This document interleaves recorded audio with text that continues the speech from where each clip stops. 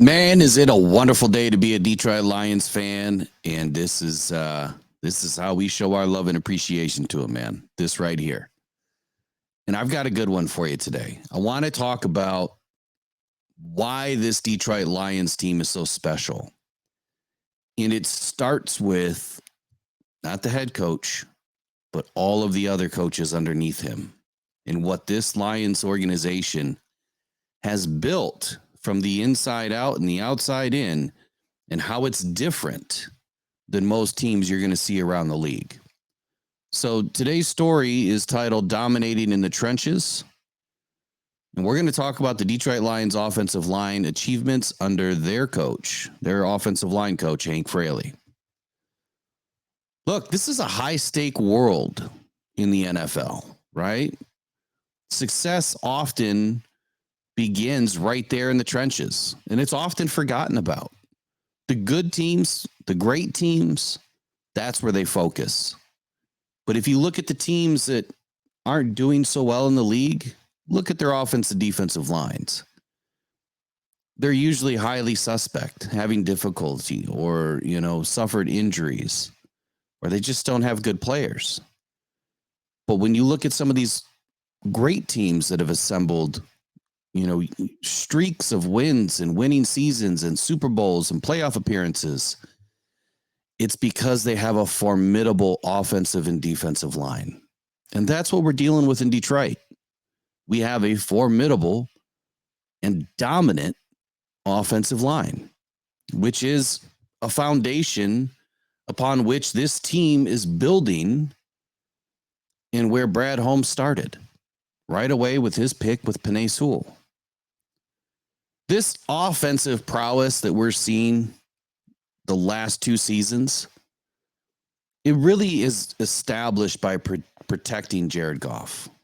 And now we're seeing opening up running lanes and having a dominant running game the last two seasons. This season, I feel, is off to a better start than it was last season. But in recent years, the Detroit Lions have seen their offensive line transform under the guidance of their coach, Hank Fraley.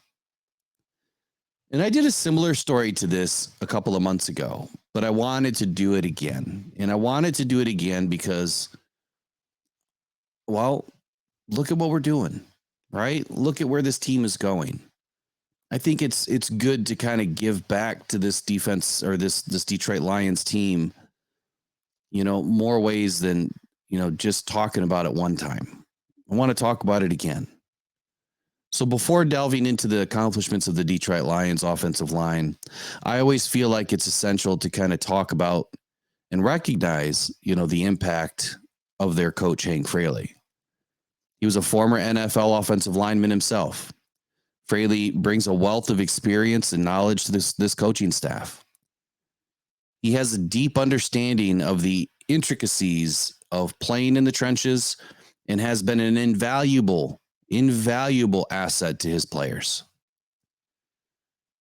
And his ability to develop the talent has been nothing, short of game-changing. Literally. The Lions are winning games because this offensive line is able to do what they're able to do. And I know that some of us wish and hope that, Brad Holmes would do the same on the other side. And I think he'll get there. I think that there'll be some moves next season. But we're not there yet. And when those two lines start to mesh and we start to see the same dominance on both sides of the ball, and you better watch out, NFL, because that's when the Lions are going to get really dangerous. And they already are. So who's Hank Fraley, right? He possesses both college and NFL coaching and playing experience. So let's jump into a little bit about, his time before the Lions and kind of get a look of who he really is, right? He was a non-scholarship student athlete. Let me say that again. He was a non-scholarship student athlete at Robert Morris University in Pennsylvania. Where? Who? Exactly. Fraley earned his degree in organizational leadership. He emerged as one of the all-time greats and became just the second player in that school's history to have his number retired, number 75 in 2001. Fraley played at RMU, short for Robert Morris University, for Coach Joe Walton, who had previously served as a head coach of the New York Jets and was also a longtime offensive coordinator in the NFL. Look, I've said this season, and I'm going to say it again. When I look at Hank Fraley and what he's done and where he's come from and what he's able to do, I think that he deserves an opportunity as a head coach at some point in his career, if that's what he chooses he wants to do. I think he has it. And I'm nobody to judge another, and that's not what I'm doing. I'm just saying that I think that he has it. I really do. I view him as the Andy Reid type, someone who's extremely intelligent. And not only that, but he has the playing experience, the coaching experience, and he's been around a lot of the best NFL and college minds in the game. But in 2006, Hank Fraley became just the sixth football player inducted into RMU's Athletic Hall of Fame. A year later, he was the first RMU athlete to be inducted into the Northeast Conference Hall of Fame. On the field, he was named All Northeast Conference from 97 to 99. And his team, the Colonials, they won the league title each season, posting an overall record of 20-11. In addition, he was chosen as the IAA Mid-Major All-American all three seasons. RMU captured the 97 ECAC Bowl and was selected the 1999 NCAA Division I AA Mid-Major National Champions by the National Football Weekly Gazette. In his final game at RMU, this was just incredible. He helped that program establish a school record with 520 total yards of offense in their win over Stony Brook. It gets even better. Look, he was an undrafted free agent in 2000. So I'm going to pause for just a second. When I think about the culture in Detroit and what they're building, right, and this legacy that Dan Campbell is trying to put together, and what Brad Holmes envisions as the type of fit, right? Here you have one of your coaches, one of the best coaches on this team, who not only was a non-scholarship athlete entering college, but then he was also an undrafted free agent. This guy has had to gut it out and earn 110% of everything that he's ever gotten in life. And he did it twice. Once to play in college and the second time to play in the NFL. So from a coaching perspective, right, and from a leadership perspective, he's able to tell his players and show his players and teach his players it doesn't matter where you're drafted. Doesn't matter where you come from. Matters what you do right here, right now, on this field, with these guys. That's all that matters. Forget the rest. Look at Amon-Ra St. Brown. I don't think I need to say any more. It has nothing to do with where you were drafted. It has everything to do with seizing the opportunity that you're given that day, because you might wake up tomorrow and it's gone.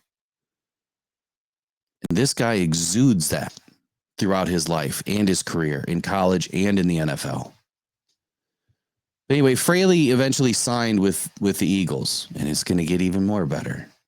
In just his second year with the team, Fraley started all 15 games and went on to start every game thereafter until 2009.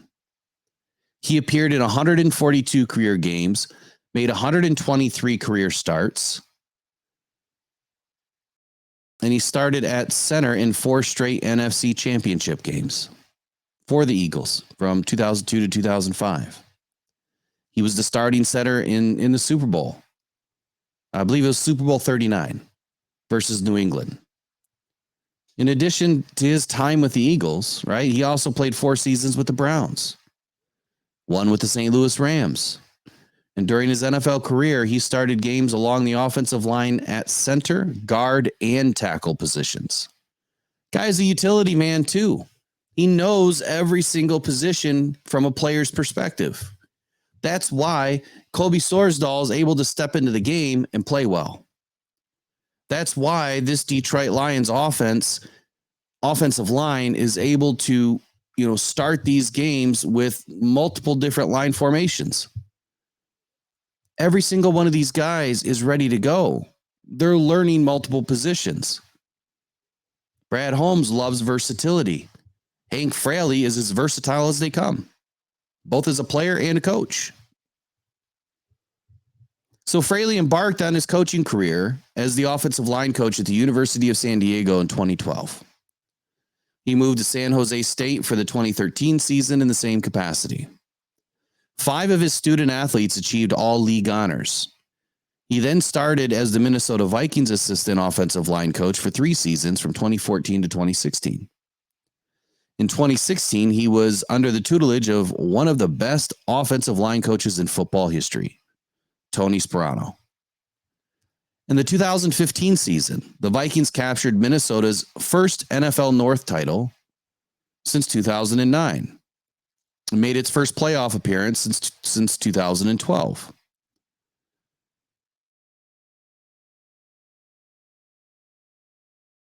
Of course, 1,485 in league history over the age of 30 to top the NFL in a single season with rushing yards.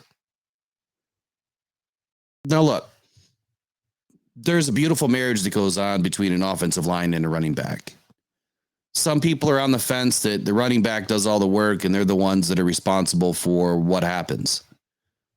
I don't agree with that. I feel like they both have a job to do. And without a good offensive line, look, we know that as Lions fans, without a good offensive line, you're not going to have a good rushing attack. I think that the only 3 or 4 players in history, recent history, Emmitt Smith, Barry Sanders, Billy Sims from way back, Walter Payton, special athletes, Bo Jackson, very, very special athletes. And they probably didn't need the greatest of offensive lines. But that's about it. Everybody else that I can think of, and you could tell me in the comments if you're thinking of anybody else, they needed an offensive line. There's a few other players out there, but I would say that, those 5, 6, 7 players are about the only ones that could have done it anywhere. And if they had a better offensive line, they would have done even more. Could only imagine if Barry Sanders played behind Dallas's offensive line during his career. Would have been insane. So anyway, back to Hank Fraley. After his successful job in Minnesota, he moved on to UCLA to join the Bruins football staff in January of 2017 as an offensive line coach. He had only been with UCLA for a year. He accomplished a lot in that time. In 2016, you guys know I'm a numbers guy, so I brought some numbers into this. Bruins were near the bottom of the national rushing stats as they could only muster about 84.2 yards per game. 125th out of 128. When Fraley left the Bruins just after one season, they were averaging 32 more yards per game on the ground. I don't think that there's a coincidence here as to why the Lions have had so much success on the ground. I think that it's 100% related to what Hank Fraley is doing and how what he's doing and what Ben Johnson is able to cook up, that it's just perfect chemistry that's happening right now. He's a very intelligent coach. He knows what he's doing. So anyway, after that one season, Fraley went back to the NFL. February 16th, 2018, he was hired by none other than the Detroit Lions as an assistant offensive line coach. And then on January 7th in 2020, Fraley was promoted to the offensive line coach. So what have we seen so far, right? Where has this offense, an offensive line grown since he's been running the offensive line? The initial answer is a ton, a lot, and only getting better every season. Starting with 2021, the Lions finished as the 13th best overall offensive line. Taylor Decker, Jonah Jackson, Evan Brown, Halapoulivaati Vaitai, Penei Sewell as a rookie. The Lions' offensive line pulled into shape toward the end of the season and would be entering the offseason, feeling optimistic about the rest of the team. Frank Ragnow, the unit's best player, played just 4 games before going down with an injury that season. Rookie Penei Sewell played well at both left and right tackle over the year, earning a 77.4 PFF grade overall as a rookie. The biggest weak link we had that season was Matt Nelson, and it's no surprise that he still is a weak link at right tackle when he had to play. But that also resolved when Taylor Decker came back. Jonah Jackson improved his PFF grade that season from 57 to 70. So look, the Lions take a big jump the next season. In 2022, I think the Lions started as the 8th best offensive line to start the season, finished as a top 5, right? Again, Taylor Decker, Jonah Jackson, Frank Ragnow. Evan Brown was at right guard. I believe that's when Vaitai went down, right? And then Penei Sewell at tackle. The guard duo of Brown and Jonah Jackson, they were kind of worked over in a couple of games. Week 18, they were surrendering, pressures left and right. I think about 8 that game. But they never ranked outside the top 10 the entire season. And again, how many different offensive line formations did we see? It seems like the same thing happens this season, right? I mean, every other week we're getting different players that are playing at different positions. Penei Sewell in 2022 was the best overall player on that line. Finished with an 80.2 PFF grade. Only allowed 2 sacks the entire season. So the Lions began the 2022 season ranked, I believe, as the 8th, and they finished as the 3rd. And I guess I did pull some stats in, right? They suited up more than 8 different offensive line units throughout the season. It's just incredible work that you're constantly shifting and promoting players, racking up 23 TDs in 2022, the most we have seen in forever. Almost double the output from the season before. I think the Lions put up 12 or 13 in 21. So where are we now, right? Well, when I started writing some of this, the Lions were currently ranked number 2 overall by PFF, Pro Football Network, 33rd team, number 3 by Fox Sports. And they're really only behind the Eagles. They've battled injury after injury. It's almost comical at this point. Like, this offensive line has been playing musical chairs for 3 seasons. It all began with losing Decker in week 2 and 3, Matt Nelson week 3, and he's still out. Vaitai week 3 and 4. Then backup Dan Skipper was in for literally a hot 2 or 3 plays, and he left in week 3. Jonah Jackson's been out since week 7. Ragnow has been lost after week 7. Should be back after the bye. Didn't play in week 8. I think you get the idea. The Lions have already seen more than 5 different offensive line units on the field in 2023, and we're just halfway through the season. Look, it shouldn't come as any surprise that Campbell put his money where his mouth is, investing, and Brad Holmes, I should say too, investing their first 3 picks of their tenure in the trenches. And those picks were started with Penei Sewell, who became a captain this year. This personality is important because it's something that shows up on film. with Penei Sewell, you see this violence from this guy, right? I mean, you just see how he wants to win. And you see the guys looking for work when their responsibility is handled. Guys that are just, our offensive line is looking to put opponents in the dirt. They don't want to just win the rep. They want to embarrass these guys. They want to really win. But more importantly, they want to keep Jared Goff clean, and they're doing a very, very good job at doing that.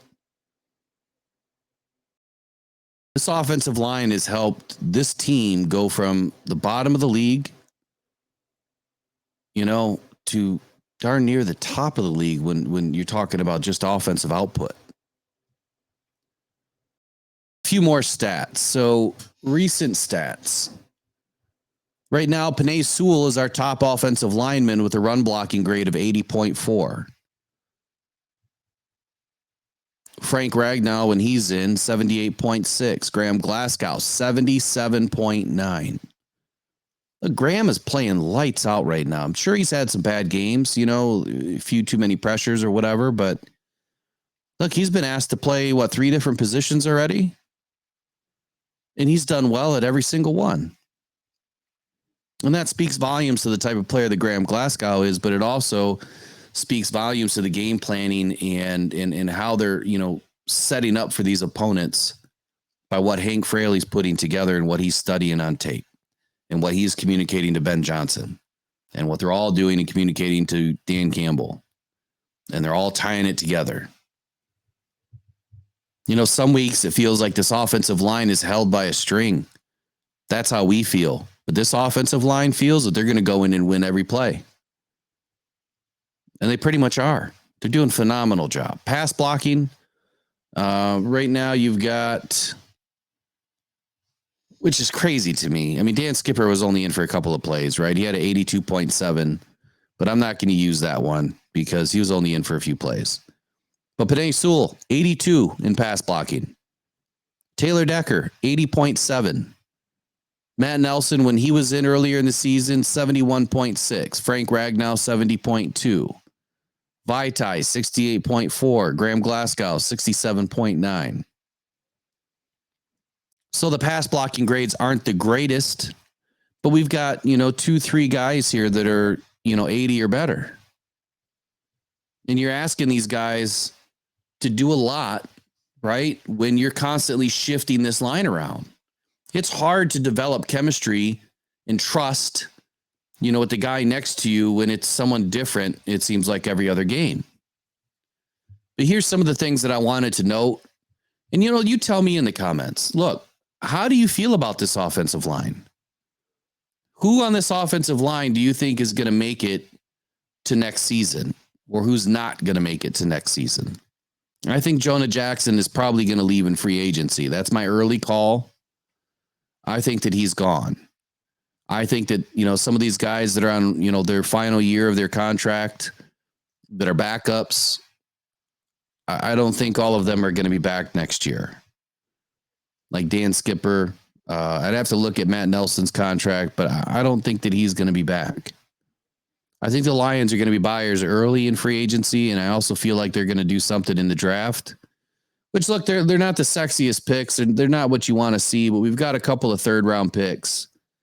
And I think that you can find some really good offensive linemen, whether it's a guard or a center, a little bit later in the draft, or they can combine some of their draft capital and move up and do something amazing for them. And that's what I would hope that Brad does, is that he combines a little draft cap from 25 and 26 and moves up and gets us a couple of studs in the trenches, because we definitely need backups, but we need backups that can be starters. And I'd rather just get starters and look, they're just going to be backups on a great team. So here's a few key points. Improved pass protection. One of the most noticeable changes in this Lions offensive line under Fraley has been their improved pass protection. Fraley has instilled a strong work ethic and technical discipline in his linemen, resulting in fewer sacks, fewer quarterback hits. This improved pass protection has allowed the Lions offense to execute more effectively through the air, giving, Jared Goff more time to make decisions and find his open receivers. And we're seeing the production on the field.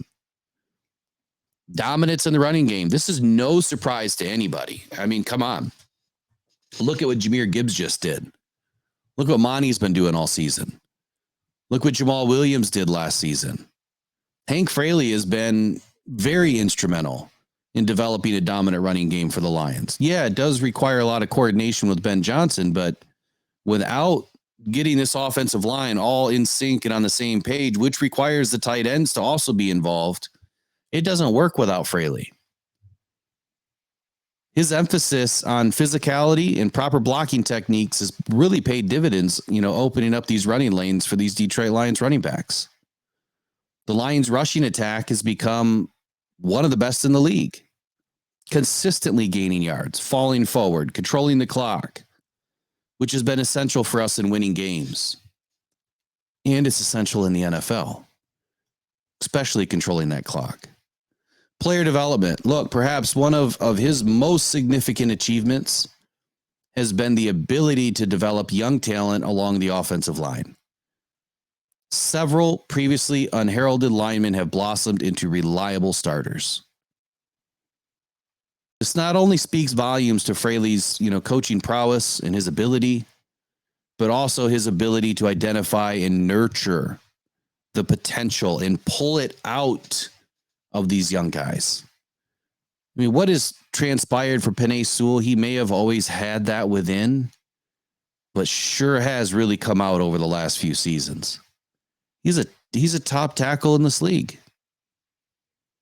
Consistency and reliability, I think, are very important, qualities for anybody in the NFL, but especially in offensive line.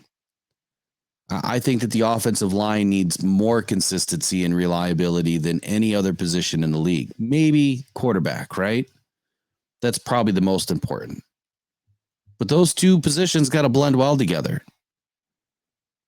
Hank Fraley's coaching has instilled these attributes in these players.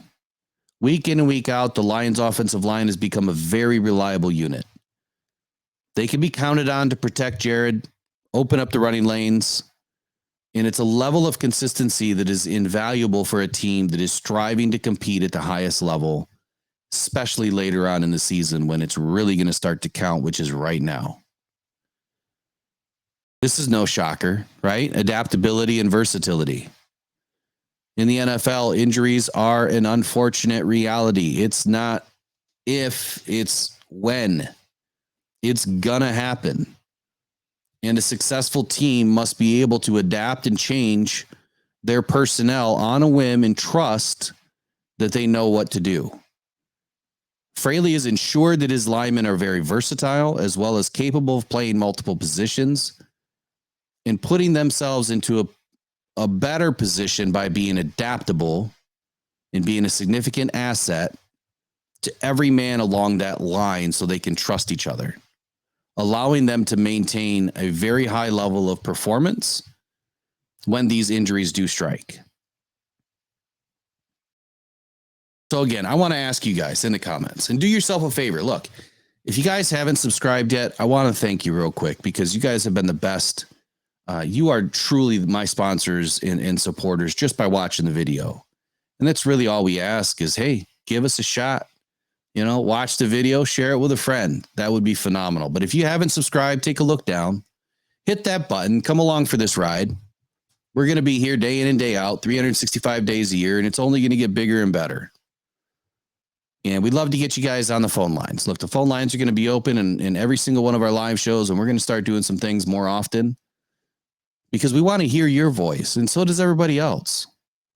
It's time that the Lions fans, really get up and be proud for what we're building and be proud that we're finally developing a winning organization. It's been way too long. So we'd love to get you on these phone lines to tell the world how you feel about it.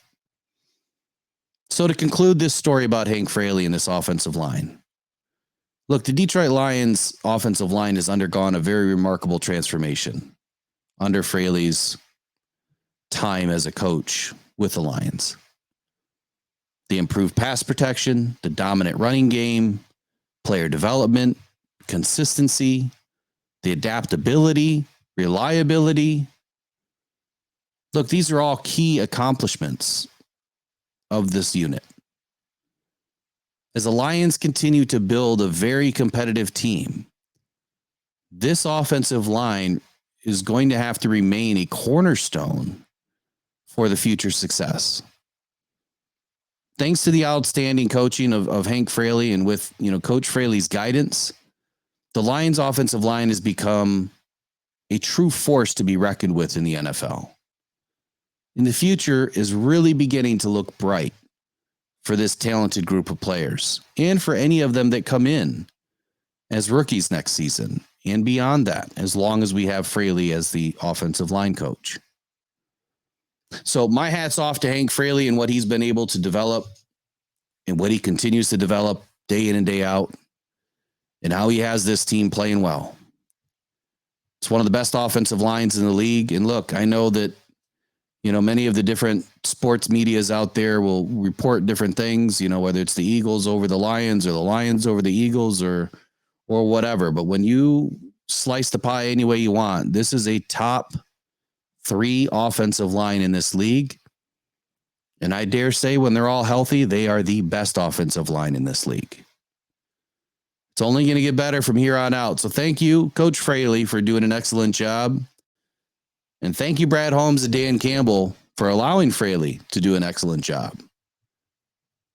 All right, keep winning. Go One Pride. Go Detroit Lions. Until next time, I hope you all have a great day. Take care. Check out the cards popping up. Check out the next video. See you later.